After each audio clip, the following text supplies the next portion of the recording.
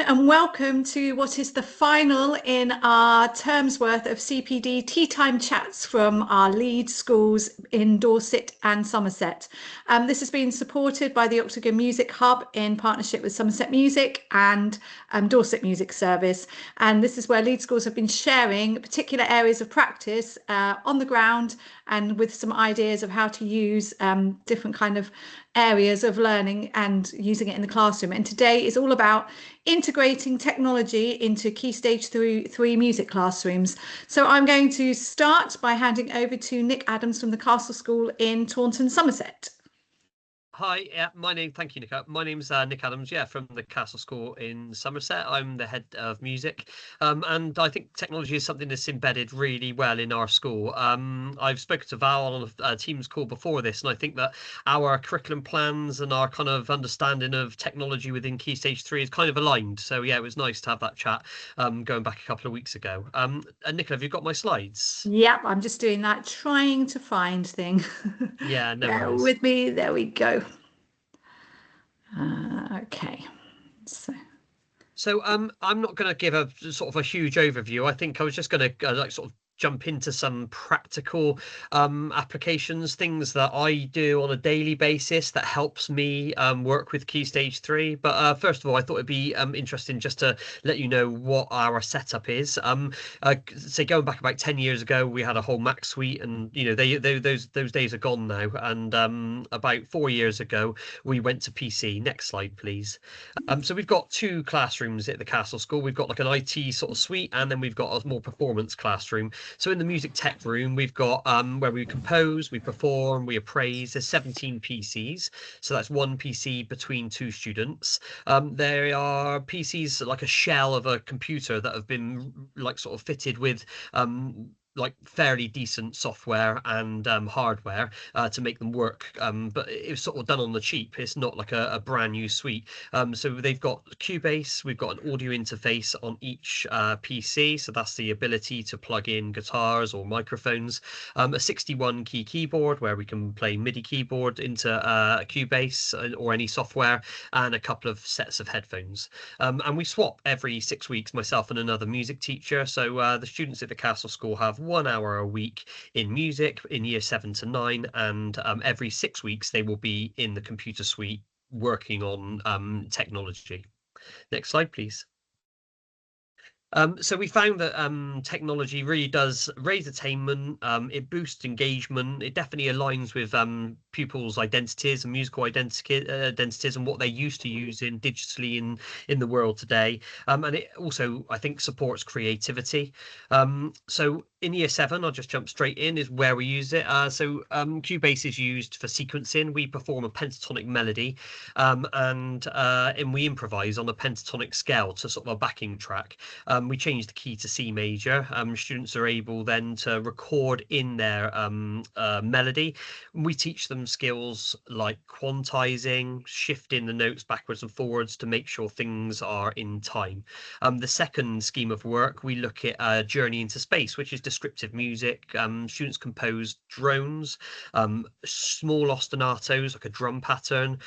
They record in chords, and they might automate volume, like make the volume sort of go up and down, and quantizing as well. And later on in the year, we do pop song composition, where students would take a 4-chord pattern and play those 4 chords into Cubase. And if they have time, we get them to record maybe a rap or a little bit of song over the top using a microphone as well. So that's in year 7. Next slide, please.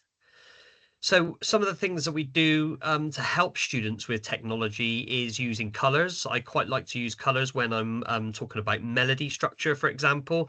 So if we're composing composing a 8-bar melody with students, we talk about balancing our melodies, and sometimes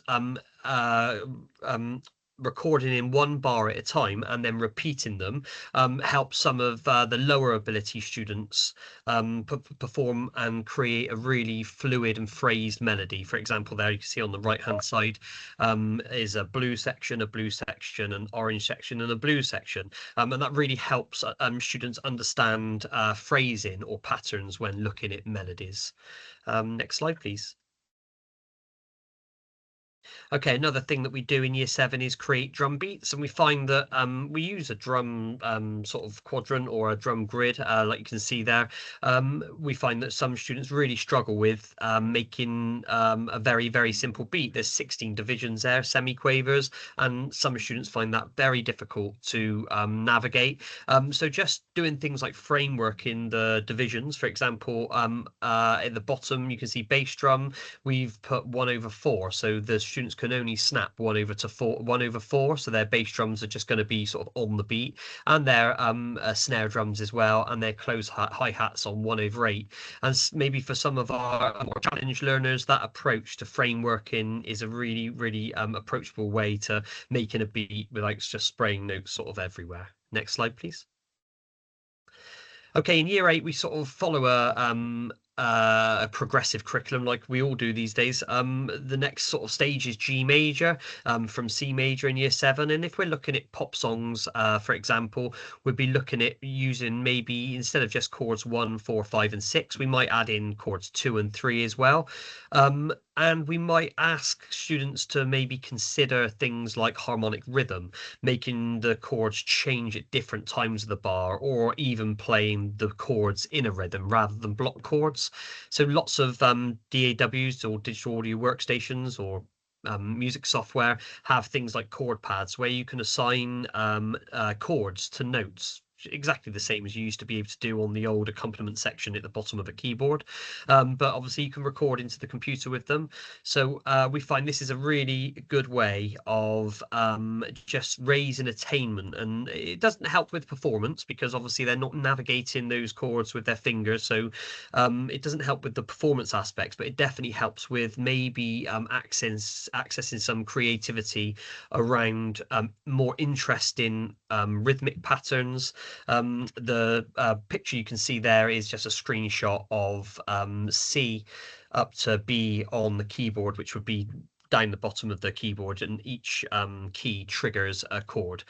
So yeah, we've had some really good progress with some of our year 8 students in creating more complex chord sequences.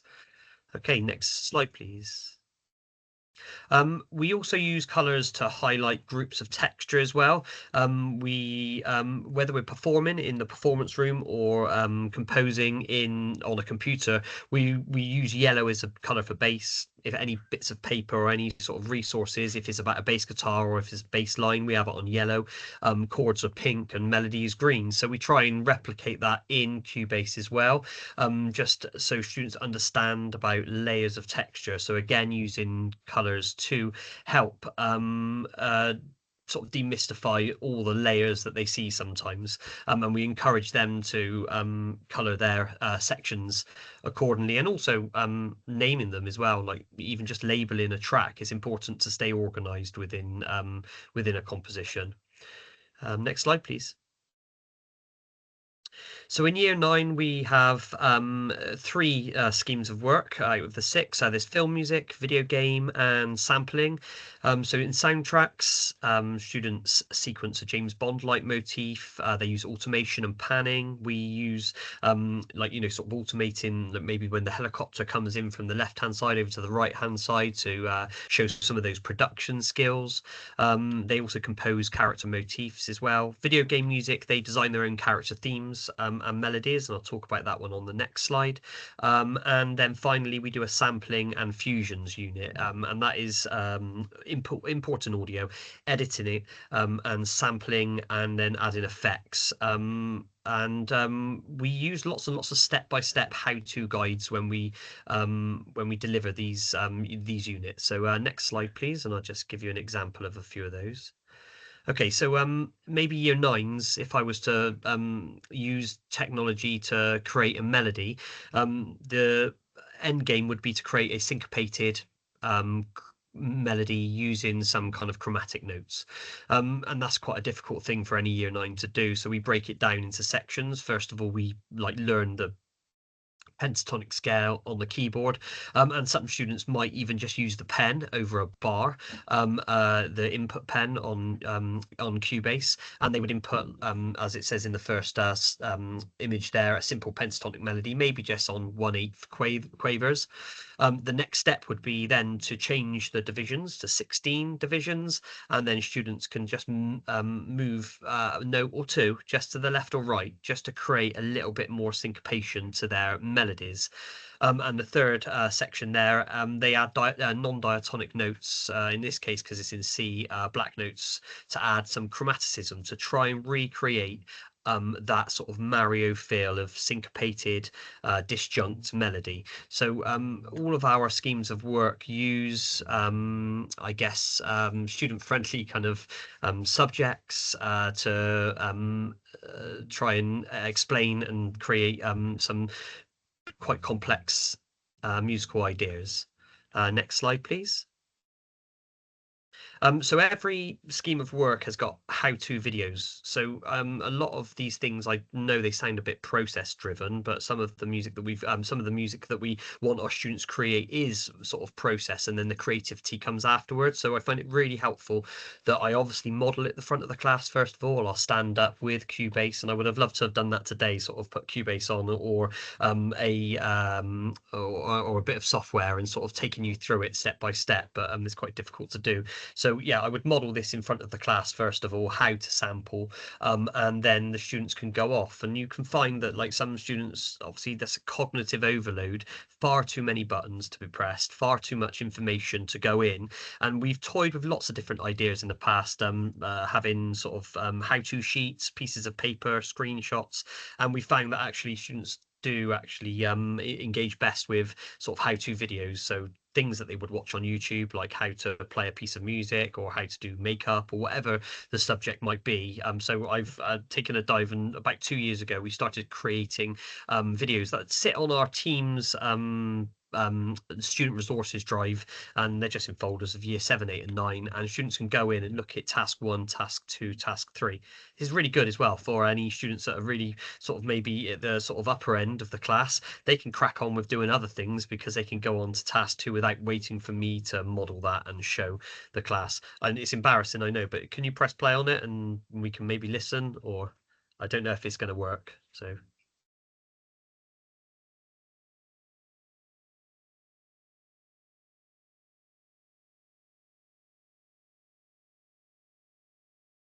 I can't hear that. Can you hear that?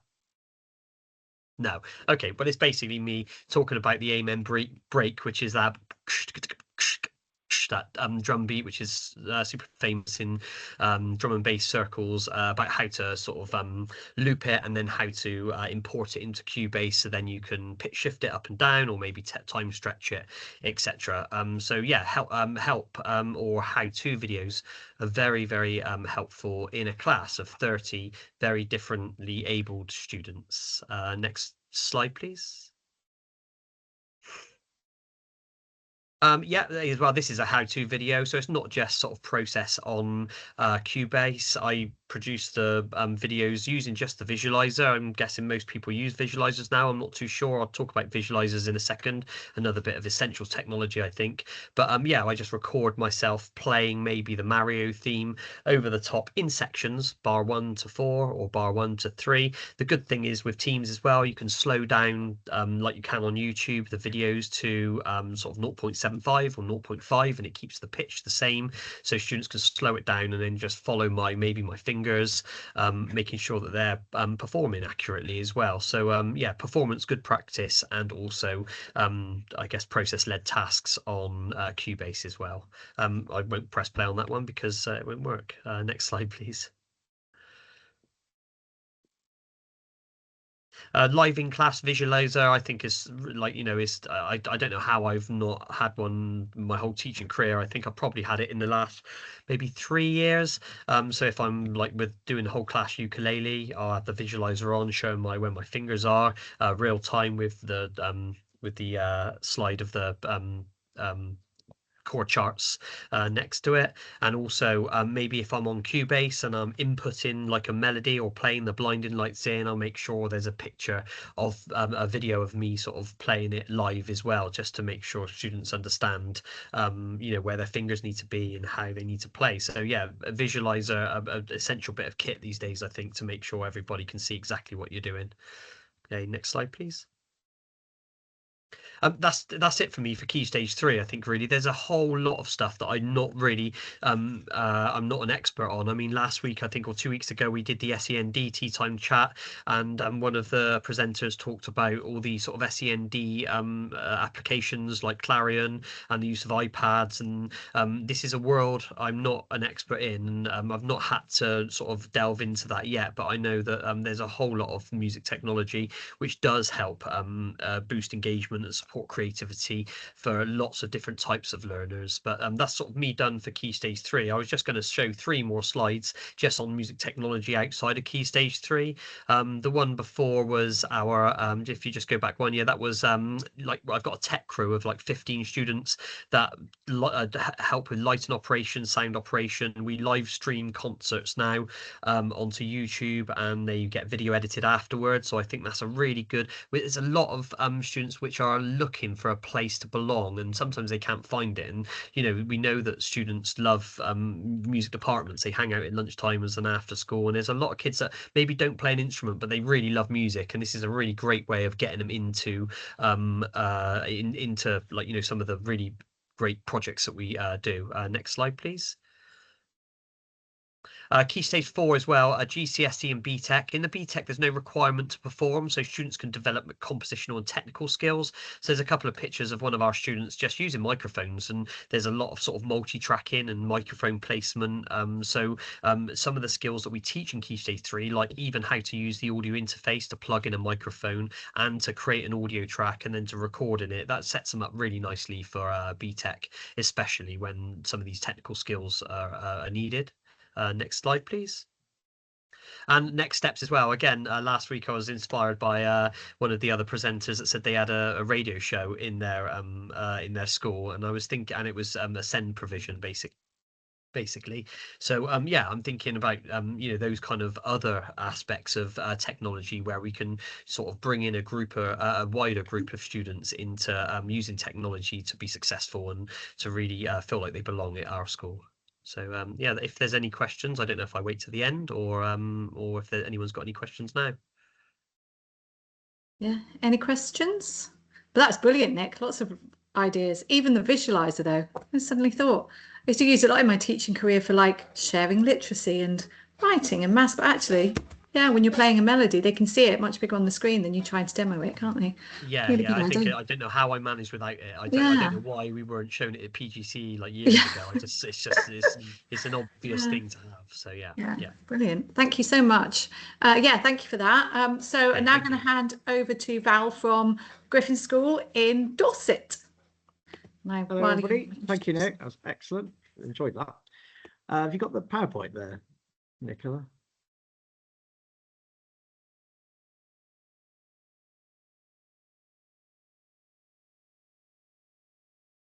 Yeah, so I think this presentation hopefully will complement what Nick's already done. Nick's covered lots of bases, and we had a good catch up a couple of weeks, so it was really brilliant to know that we're singing from the same song sheet, really. Could you go to the next slide, please? So quick bit of context for us at Gryphon. We've got 2 classrooms. We've got a very small recording studio. I forgot to put on there, we've got 4 practice rooms. One classroom's got 16 mini Mac computers, and we've got 19 mini Macs in the other. And music technology is something that we integrate every week.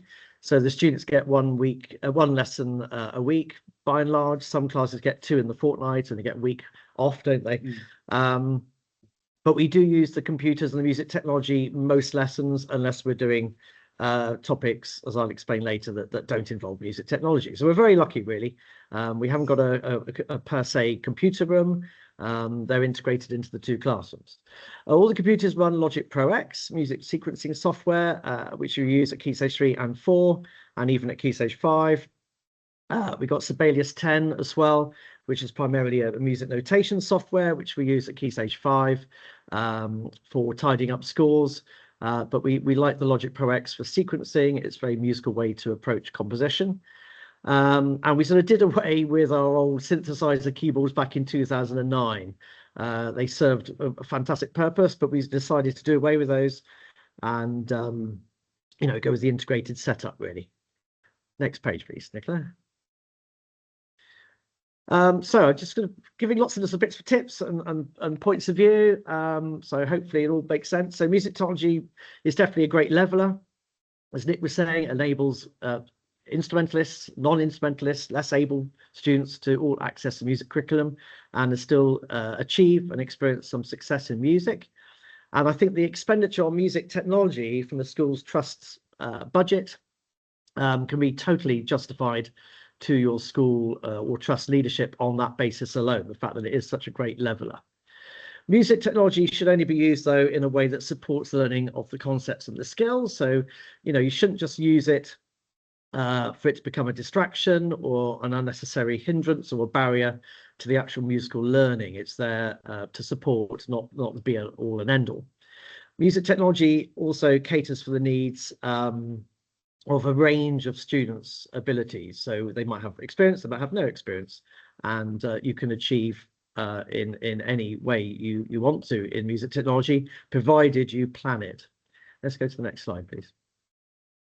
So important to remember that music is, of course, a sound-based subject, and sort of the visual representation via music notation is a means to an end. So the way we use music technology is the kids are using the sound.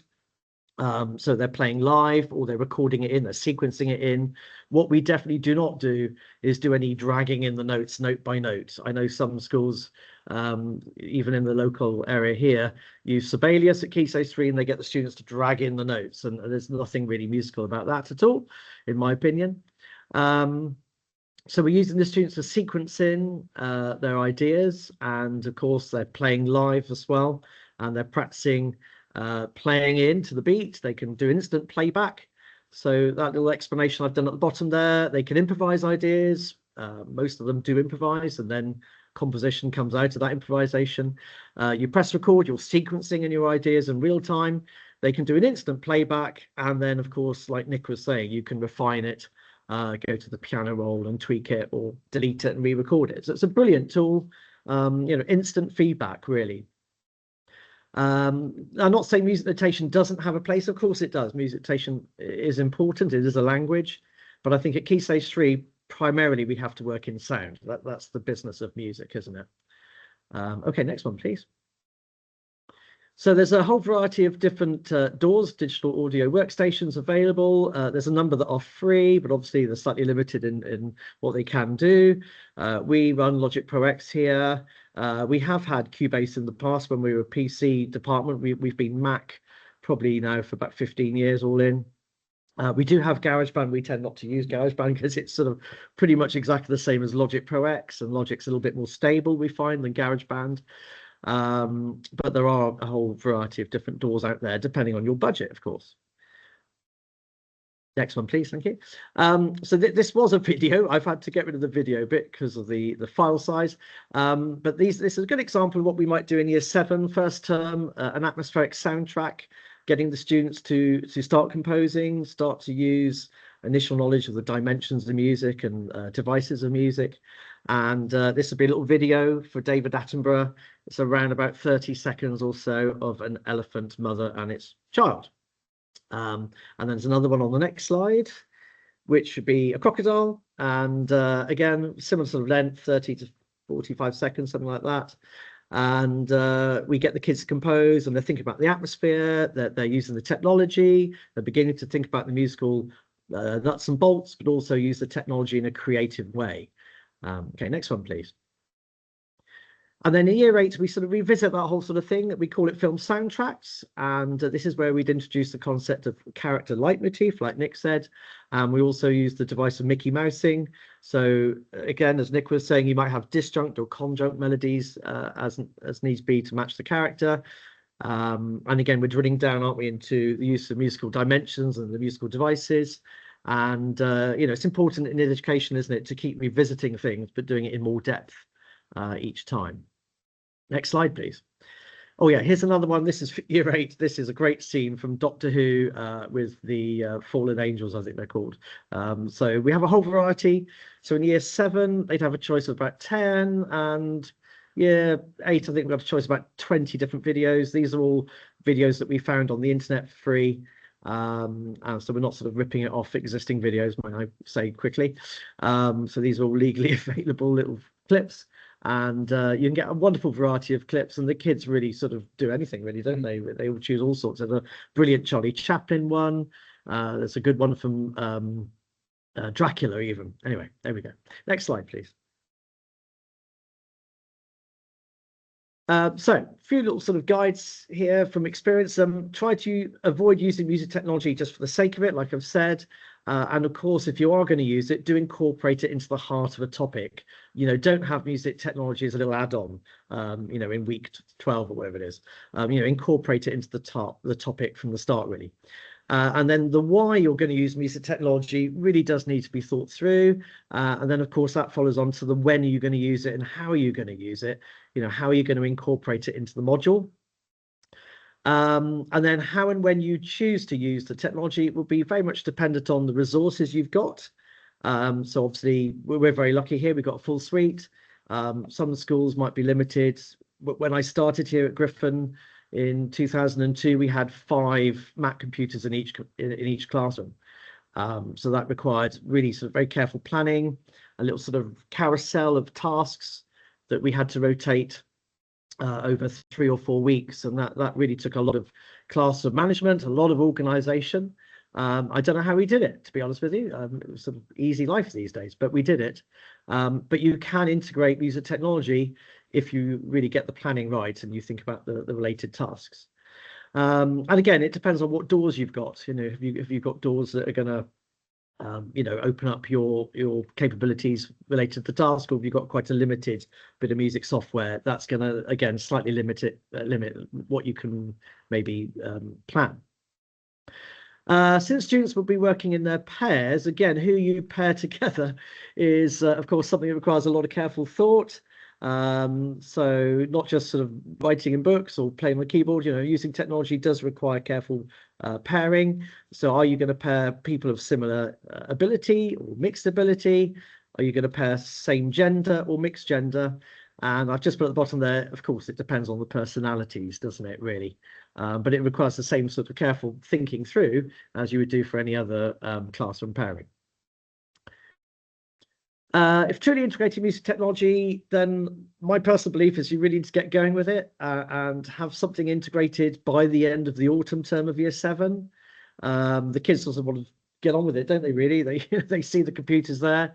And in previous years when I wasn't head of department, my colleagues say, well, we'll do the technology in the spring term. And the kids spent the whole term staring lovingly at these computers and wanting to get on them. So the first thing I did when I took over as head of music is let's get on with it. Let's use them. Let's get them composing using technology. That's not something to be scared of.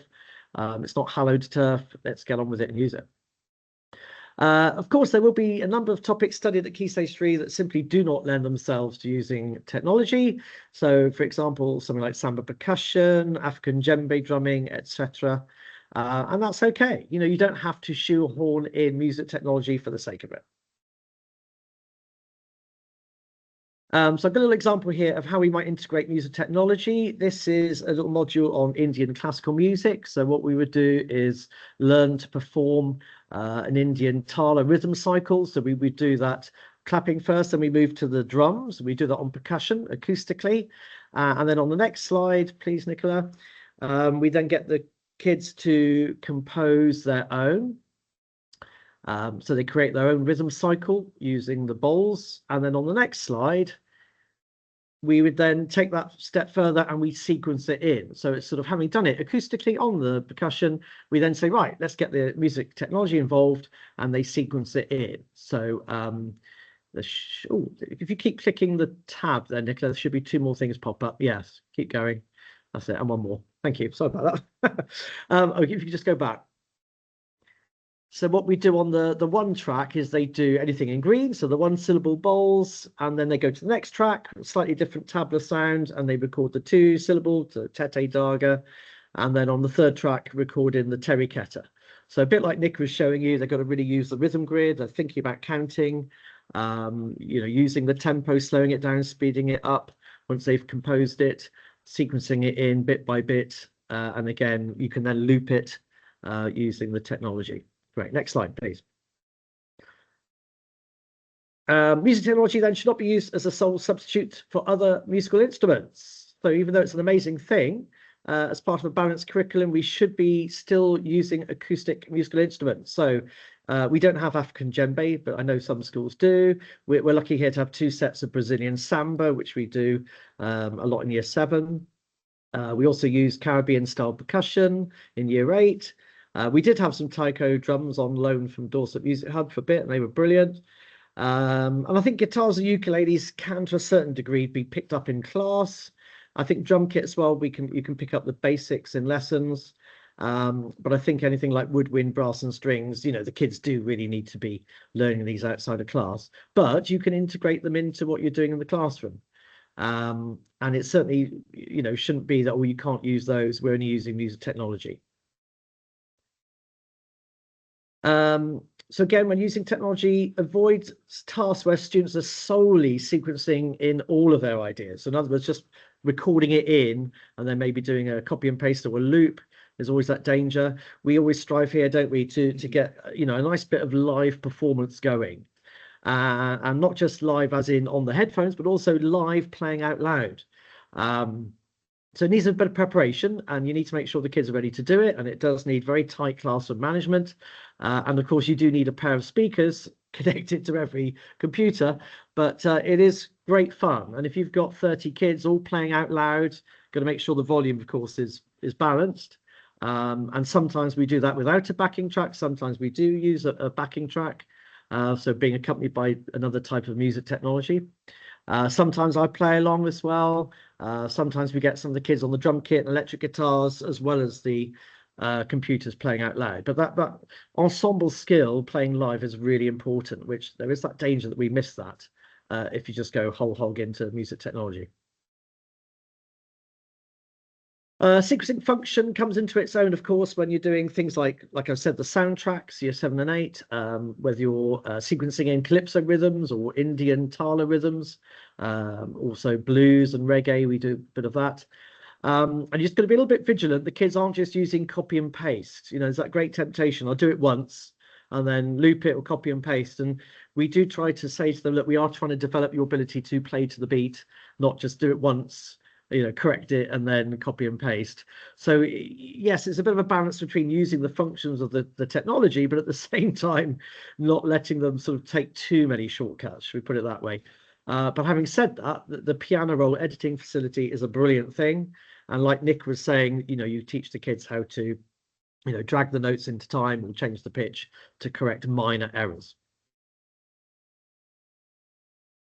So topics that make use of music technology should really always contain differentiation of the task, also differentiation of the skills involved, and also differentiated worksheets that are catering for a range of students' understanding, experience, and ability.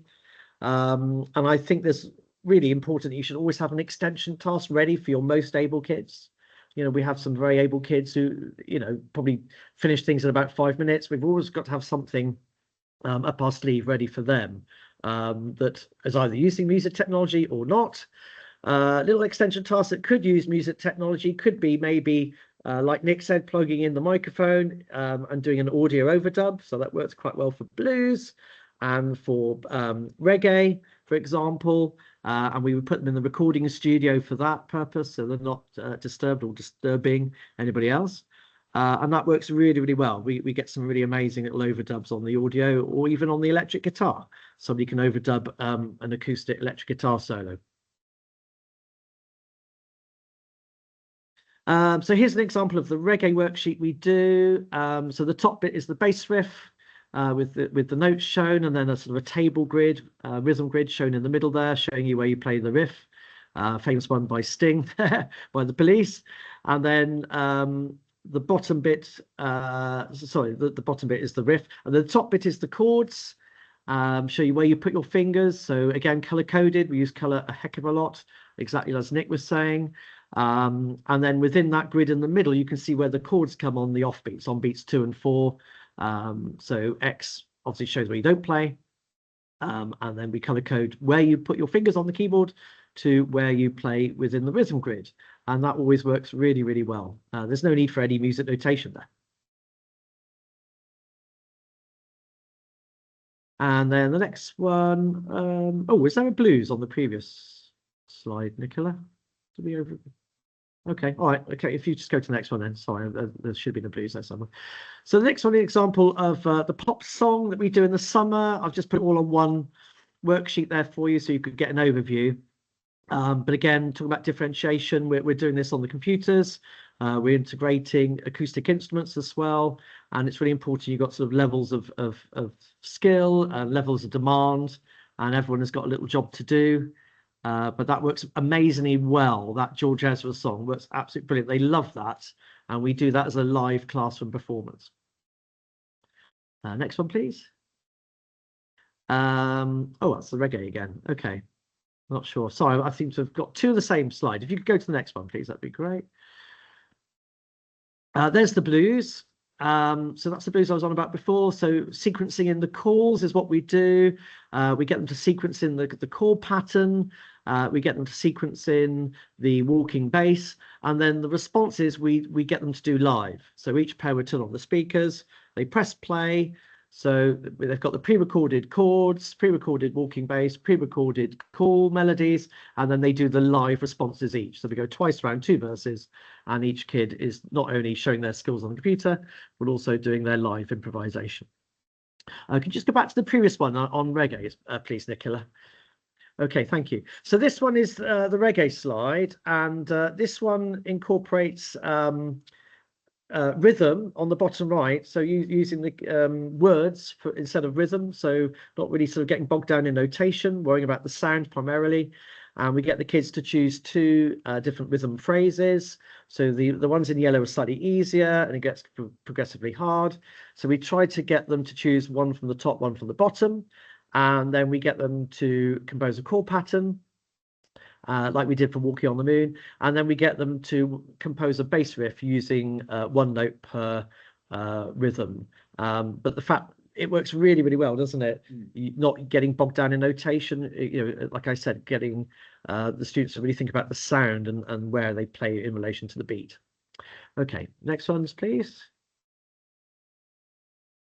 So this is again a little bit of Indian music, and again making sure there's differentiation of parts. So the top part we've got the drone on George Harrison, and that's amazing for kids that really struggle, and it's a really important part of Indian music, the drone. And then we get them to compose a raga and improvise over the top, and then where they can we get them to swap over so that everyone's having a go at improvisation, everyone's having a go at the drone, but a really good little task using music technology to support the least able. So I think music technology provides students with a real world and inspirational experience of using music tech. Nick was giving a lot of information about that, not least through sampling. So you can use the inbuilt samples in Logic.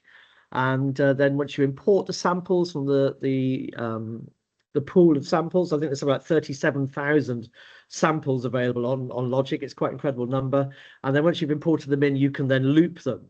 And we do that in year 9, don't we? In the summer term, you know, when they're getting a bit tetchy, they've done their options. The music's not one of them.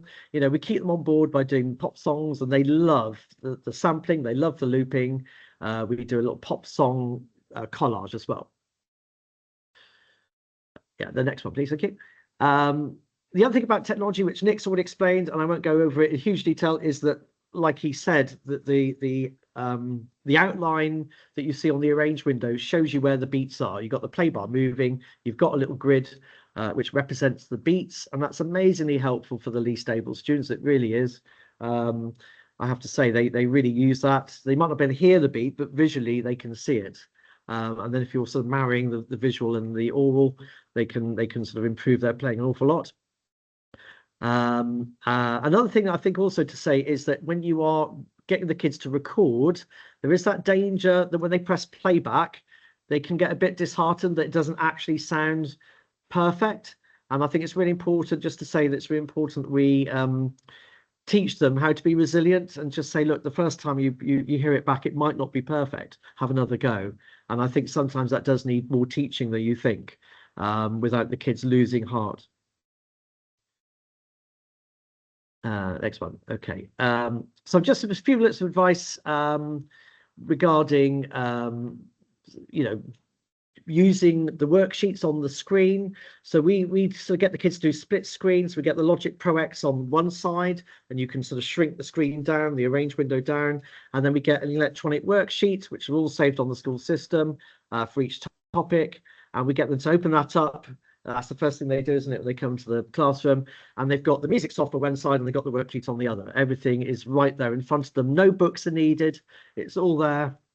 And also what we've done with the worksheets, and indeed, the way we approach the topics, is try to not just dual code, but also to offer triple and quadruple coding. So we've got rhythm grid representations, we've got graphic score representations, stave notation, tab for guitarists, and even the MP3. Next slide, please. So I'll just bang through some of these. There's just a very quick little example of the start of Surprise Symphony for Year 7 in the summer term. So we've got the rhythm grid down the bottom, graphic representation in the middle, notation at the top, and then the quadruple coding on the left. They can press play, and it's me playing that little extract for you. Next one, please. Likewise, here's the next bit. And again, using color. So we've gone from sort of emerging task to developing. We've gone to a red color, and then it goes to amber and green. And they're learning a little bit more of the melody each time. Next one, please. Here's one for Year 7 when we do rock riffs. Again, same thing. We've got graphic representation. We've got rhythm grid. We've got the notation. We've got the MP3. Next slide, please. And then you've got, for guitarists, you've got electric lead guitar tab, and you've got bass guitar tab. Okay, next slide, please. Again, same thing for Year 8. Next slide, that's fine, so you get the idea. And I think it's just really essential that when the kids are saving, always build in sufficient lesson time. I think that's one bit of advice we'd give to anybody, really. It's very easy to, leave it and rush it. The kids have done a whole hour's worth of work and then they don't save it properly. So I'd say a little bit of advice is, you've done all that amazing work on music technology. It's still got to be saved somewhere. And I think it's also really important that you are allowing time for them to pack away the headphones, make sure they're logging off the software, logging off the worksheets properly, not just going to click, shut down. And I think also when you're setting up music technology for the first time, it's really important to think about where that work's going to be stored. So if you're going to save it to the computer hard drive, it can be a bit limiting, especially if you've got a change of pairs or that computer's not working that day. So far more convenient to have it networked, have all the computers networked, which I think most schools have gone over to now. And then again, WAV files and MP3 files take up a huge amount of space. So again, it's worth getting your IT department to really think about a dedicated server solely for music. And we're lucky enough to have that. Nick, I don't know what you've got there, but we have a dedicated server here, and that's just for music. And nearly at the end there. And I was going to do a thing on visualizers, but Nick has done that already. So like Nick said, I don't know how we managed before we had the visualizers. I really do not know. It was a game changer in every sense. It really was. And the fact that kid at the very back of the class can see in a lot of detail there what we're doing. We can model it and they can see it in real time. Absolutely wonderful for bringing learning music to life, really. And that's it. Thank you very much. Thank you very much to you both for brilliant and incredibly informative presentations, I have to say. It's really, really great. And hopefully all those files that you have embedded, when we share them with people as well, they'll get to see those and see the examples in real working practice as well. So thank you very much for closing our series of Tea Time Chats. Can I just say, just on the DAWs, the U Studio is one that can import